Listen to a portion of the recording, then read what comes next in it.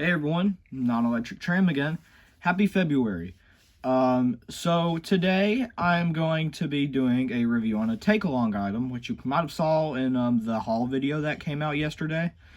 But I wanted to make a review specifically on these two items because these are items I've been wanting to get for so long. I especially needed these after I did the big switch to getting a lot of take-alongs in 2023 to 2024. And I think Oliver was the last character I wanted to get. Not really, but a big character I needed to get a replacement for. And, well, today, as I'm recording this, I finally got my hands on Oliver. And on Tuesday, I also got Toad. So, I'm gonna do a little backstory, and whatever. So, Toad, the 2014 Toad was one of my first Thomas items, that I got. It's a late item. Yeah, I've had this as a main Toad for a while. I thought Toad was a cool character. And then, on my only trip to Toys R Us, I got Oliver. And I thought it was pretty cool because I weirdly knew Oliver and Toad's dynamic. So, I thought it was pretty cool having them together. But I also weirdly noticed that the magnets couldn't make them hook up to each other right, so it had to be like this. But yeah, so I never knew that I was going to be using these 10 years from now, because 10 years later I am finally replacing these. I've been using these my entire channel. I think, what was the first video I started using these in? Duck Meet Sunny or something like that. Duck versus Sunny, that one video I made that nobody remembers. But yeah, and that guy's been around for season 1, 2, 3, and 4 of the TNF53 shorts. And I'm guessing the second half of season 4, I guess if it even happens, will not have these guys anymore. Fighters for Shoulder was his final appearance as this Oliver. So I finally bit the bullet.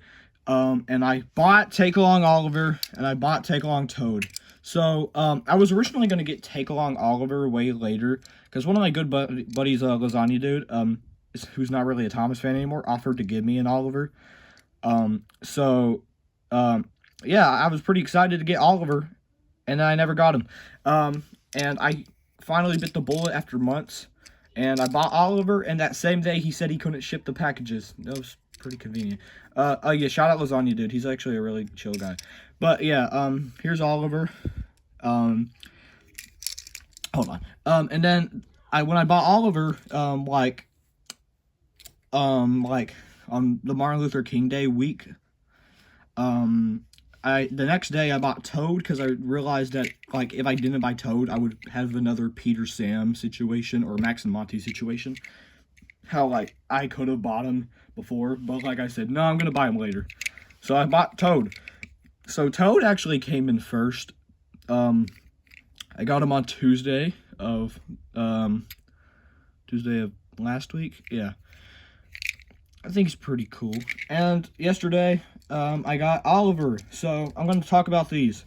I know 4 minutes of backstory information, but that's the main thing I wanted to make a review on because I really wanted to get rid of these. So here's Oliver. People can agree, even Tricks the Forklift can, agree that this is one of the best take-alongs out there.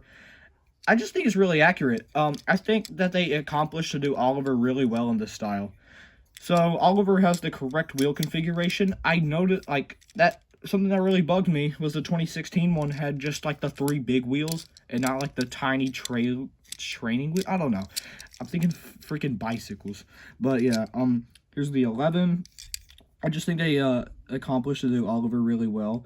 I also noticed that weirdly, Oliver had silver buffers. I also noticed that when I got Stepney for Christmas. I could have made a review on Stepney, I just realized that. But yeah, I have Take On Stepney now. But yeah, I like the little details right here.